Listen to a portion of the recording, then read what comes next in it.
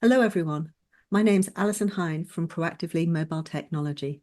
Thank you for inviting me here to speak today at the Safety Profit Conference. I'm going to be talking about how digitalisation can help save lives. So let's go back a step. What we're aiming to do is to prevent accidents and keep people safe. We have a moral responsibility to do that.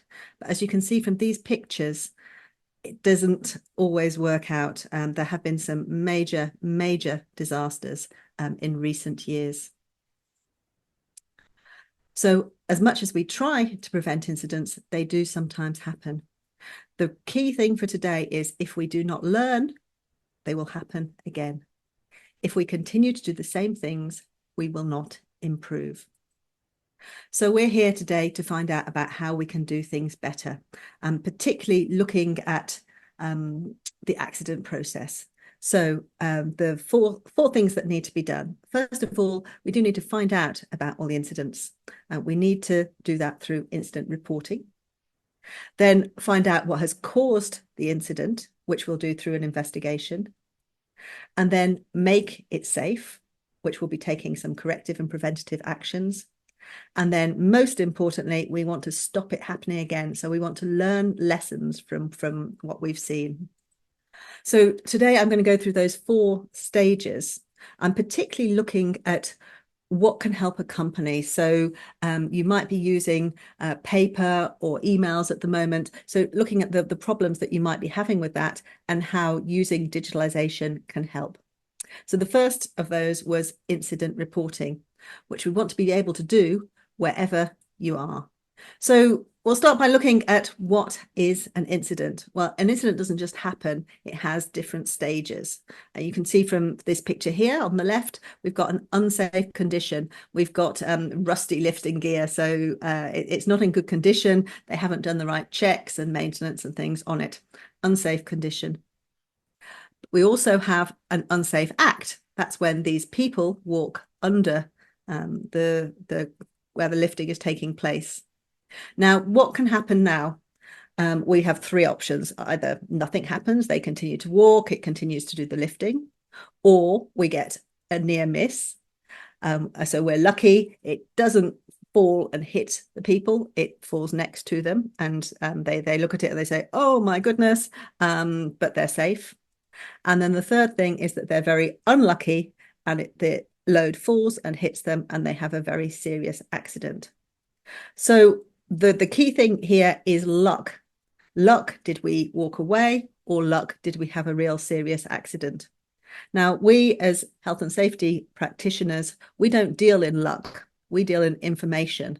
So what I'm going to look at is how a mobile reporting system can help you get the information you need. We want people to be reporting incidents. The first stage is we need to find out about when things happen. But quite often this doesn't happen. So the big question is, why do people not report? I've come up with two reasons. The first is process. It can be quite a complicated process. You have to go and find the documentation. You have to print it out, fill in the report, send it to someone. Then it has to take someone to read it. All this, it can be quite complicated, and sometimes people just don't know how to do it. It can also take a very long time. So some of those forms can be really long. So these are the problems that you can get if you're using paper or email. Solution, one option is you have a mobile reporting system. So this is using your phone, which you're always carrying with you. So it's always available. And you can use that to report wherever you are. So a mobile app will work even if you're offline. And what will happen is that it will store the information on the phone. And then as soon as you're back in a network coverage, it will send that information through.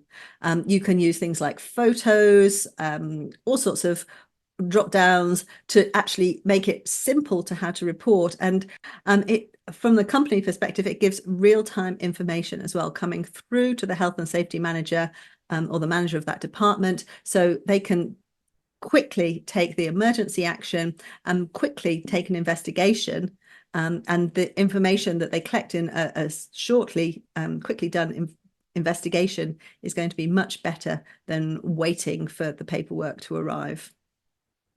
So here's a picture of what it might look like. We've got an accident and we've got a phone, and it's just a very simple form for reporting through to someone who will then decide what actions need to be taken. Second question with why people don't report. This is a more complicated one, culture of the organization. And I'm sure lots of people today are going to be talking about safety culture. So problem from an accident perspective is that people don't report because something's gone wrong and they think they're going to get blamed for it. This is a really huge problem. The second thing is that they are worried that if they might report, but then nothing will get done. There's a lot of apathy about what happens, so why bother? So how can a digitalization address these problems? Well, first of all, we can have systems that give feedback. So the person who sends the report in will know that it's been listened to, and they'll get instant, yes, thank you for sending this information. Please do this. It really makes them feel appreciated. And that's huge for trying to improve the culture of an organization.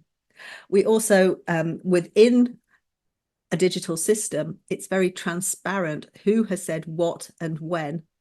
So it builds trust. And you can also get things like an action tracker so that you'll be able to see what stage the actions are at and get more actions completed. And then hopefully that targets that apathy where people don't see actions getting completed and then they don't bother reporting. So second of these things to look at is the investigation phase. In this, our aim is to find what caused the accident and particularly to go back and ask what is the root cause. So the root cause is the fundamental cause from what everything else comes. Why is the root cause important? Well, you can see from this weed or this tree on the right that if we cut it off at the trunk, then because it's got the root still there, the tree will grow back again. Whereas if we dig out the roots, the tree won't grow back again. And this is exactly the same with our health and safety problems. If we just address the immediate causes, then the incident will happen again and again. Whereas if we address the root causes, we can stop it happening again. So what will our incident investigation look like? There's different phases. We start off by planning. So who's going to do it? What are they going to do? Then they go and they gather the information. So they'll probably visit the incident site, talk to some witnesses, look at the documentation and see what's going on. And that will be a lot of information that they're going to have to gather and keep safe. Because then the next stage, they're going to be analysing that information. So going back, and this is when we really go back and use tools to say what was the cause and how can we then take action to stop this happening again. Those actions are written in a report that goes to management. So quite a lot there that needs to happen for a good investigation. So the question now is, why don't investigations find the cause? It could be that no investigation happened or that it's been done badly. Let's look at the problems. A lot of people don't know when an investigation is needed. Now, we looked earlier at different sorts of incidents. So there was the near miss and then the incident where people got hurt. Often you can get better information from investigating a near miss because no one's been injured, and so it doesn't have the emotional draws and things that happens if someone has been seriously hurt.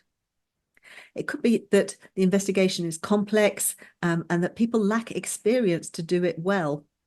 Now, probably you're not getting a lot of incident investigation. So it could be that someone was trained maybe 4 or 5 years ago and they've forgotten a lot of that. What you need is something that gives you the information now. And what happens if it's done badly is that they could be looking just for someone to blame. And that's very common for an investigation. And it means that you really haven't got to what the root cause was. So some solutions. Well, the mobile forms can lead you through the process. So it goes step by step, and then it's much clearer to people who lack experience what they need to do now, what they need to be looking at, and what they need to be doing next. It will also help store the information as you gather it. There can be a lot of information there, and you're going to need to be able to go back and refer to it. So we need a good way of storing it so it can be found again. It can also provide video training for people. So guidance on when they have a question, they don't know what to do about something. How do we do, for example, a 5 whys analysis? We can look at a video training, short and to the point, that will answer that question. So this is an example of someone who's receiving some online training. When we come to analyze, we can use some different techniques. This is a really good one. It's called 5 whys, and it's quite simple. You just ask, why did it happen 5 times? And then that should get you to the root cause. So if we see from this example, you can see here on the right that the injury has happened, that someone has broken a leg. Why did that happen? The incident, he fell from a ladder. Why did that happen? The immediate cause, the ladder was damaged. Why did that happen? Why was the ladder damaged? The underlying cause is because there was poor maintenance. Why was the poor maintenance? The root cause is that there was a staff change. So we've asked why several times and got to what we think is now the root cause. And that's what we need to address if we want to stop this type of accident happening. We can learn a lot from this. Corrective actions. This is where we're going to make the situation safe and stop it with preventative and corrective actions. So the question now is, why don't actions happen? I think this is probably very common, that you get too many actions, that we're all swamped by these great lists, and it's then very hard to keep track of what has been done and know what you need to chase, combined with the fact that there's never enough resources to get things done effectively. So people or money to get the action completed. What we can look at from a digital perspective, an action tracker system. So here is where you assign the action to someone and they get notifications. So it's very clear who needs to do what. And then it's all tracked through in a history, so you can see whether it's been done or not. You can do things like the person who has been assigned the action, they complete it, and then they take a photograph. And then it's very easy to look at that photograph and know, has it been done or not? It's all quite transparent. This should give you the information that you need, that this one is still open, this one has been closed, so I know where I need to chase. It all fits into an action loop. Now, those of you who have an ISO system will be very familiar with this plan, do, check, act type system. So we start by planning, saying what action needs to be done. Then it gets assigned to someone, they do it, so it's completed. They can take a photograph. Then someone can look and check, is the photograph, does it show that the action has been completed effectively and that the problem is solved?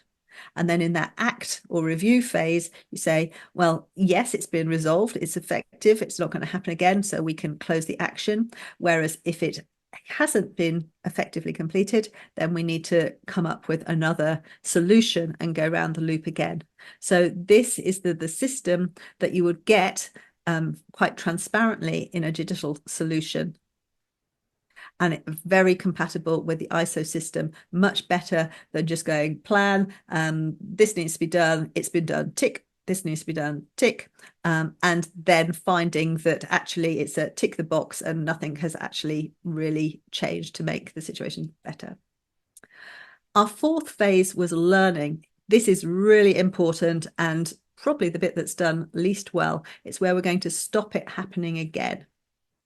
So why do incidents happen again? Problem could be that the information has not been shared. So when you've done your investigation, you need to be thinking about, has this happened before? Where could it happen again? And making sure that you share the information with those people. Also, you could be just looking at this incident in isolation. So you just see it as one thing. Whereas if you're looking at what happens in your organization, you'll see that, this happened multiple times and there'll be a trend. And looking at that trend will help you prioritize what's more likely to happen again. So The digital solution here is that we analyze the information much better. So management reports, lessons learned, dashboards with graphs, and an opportunity to benchmark against other parts of your organization or even other organizations. You know, for example, Health and Safety Executive in the UK produces a lot of statistics about the rate of incidents in different industry sectors. So you can compare yourself with that and decide whether you're doing okay or you need to really up your game. Another thing that digital solutions can help with is estimating the cost of accidents. Now, for sure, we are here. Our number one priority is to save lives. But I notice it's called the Safety Profit Conference, and that's because the cost of health and safety is also significant when companies are looking at what they're planning for the future. We can see here in this is an iceberg diagram that you may be very familiar with. It's quite common to present it in this way. We can see at the top that the part of the iceberg that you can see is representing the direct costs. So this is what is easy to calculate. But hidden under the water, there's a much bigger area, and that's the indirect costs, and those can be really difficult to calculate. So we can use a digital solution and help to gather all the information that we need and come out with a cost for accidents, which might be very helpful if you're going to your senior managers and saying, you know, we need to justify spending this, and this is we can look at the cost of accidents, because for sure, if you think safety is expensive, then try having an accident. So just in summary, I'd like to talk about the benefits of digitization.